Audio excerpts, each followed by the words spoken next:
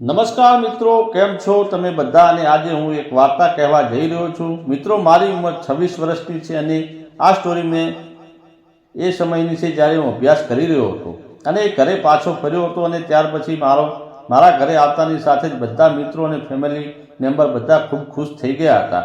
અને આ મિત્રો, એક ખાસ સૂચના, આ વાર્તા ફક્ત કાલ્પનિક છે અને મનોરંજન માટે બનાવવામાં આવેલી છે. તો કોઈ પણ ધર્મ અથવા વ્યક્તિ સાથે સંબંધ નથી અને વિડીયો કાલ્પનિક છે અને આ સ્ટોરી પણ કાલ્પનિક છે. જુઓ અને મનોરંજન માણો. ઓકે, ચાલો આગળ વધીએ.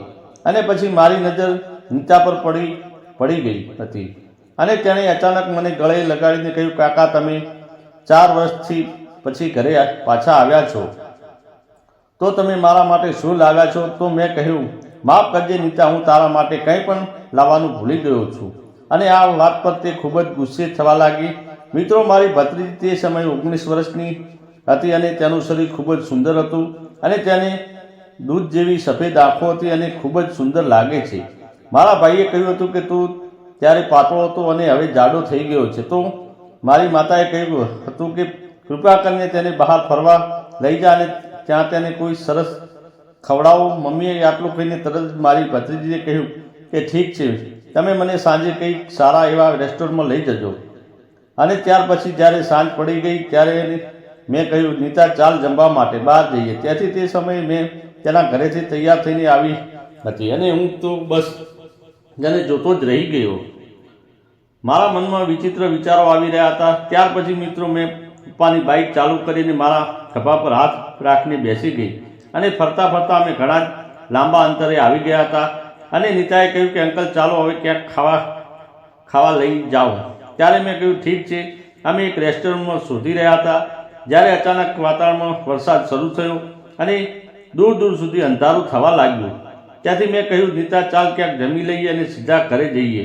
ત્યાર પછી કલાક હરી ફરી આવીશું. અને આ વાત પર તે ખૂબ જ ગુસ્સે થવા લાગી અને કહેવા લાગી, કારણ કે રસ્તામાં એક જૂનું એવું રેસ્ટોરન્ટ જોયું, ત્યાં રહેવાની સગવડ પણ નથી. તો મેં કહ્યું, ચાલ અહીં જોઈએ. તો તેણીએ કહ્યું, ઠીક છે કાકા.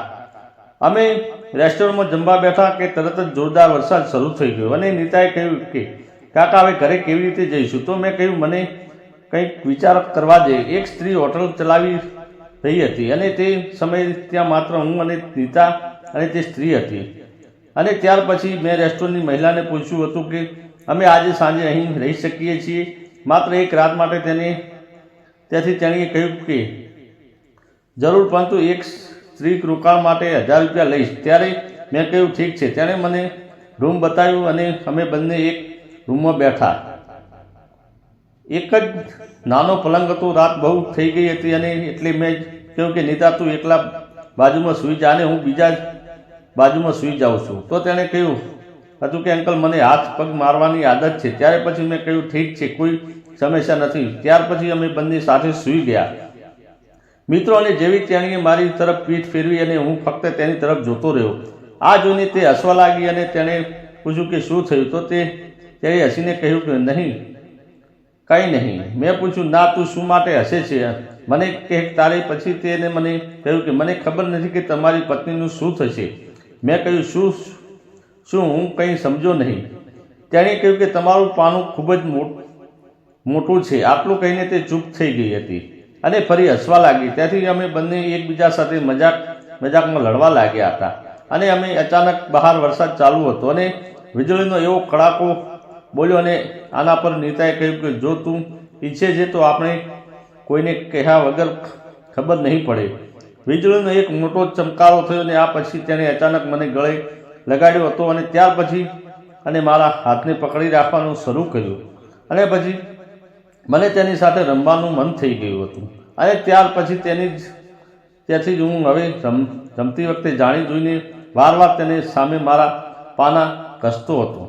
અને ત્યાર પછી જ્યારે મેં આ કર્યું ત્યારે તેણીએ મને ટેકો આપવાનું શરૂ કર્યું હતું. અને આ કારણે તેણીએ મને તેનો એક પગ મારા પગ ઉપર મૂક્યો હતો અને રડવા લાગી હતી. અને તેના શ્વાસ ખૂબ જ ઝડપી થવા લાગ્યો હતો.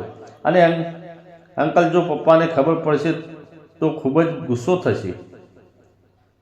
મિત્રો, આના જેવી બીજી સ્ટોરી જોવા માટે અમારી ચેનલને લાઇક, શેર, સબસ્ક્રાઇબ જરૂરથી કરી દેજો, ભૂલતા નહીં મિત્રો. વિડીયો પૂરેપૂરો જોવા બદલ તમારો ખૂબ ખૂબ ધન્યવાદ.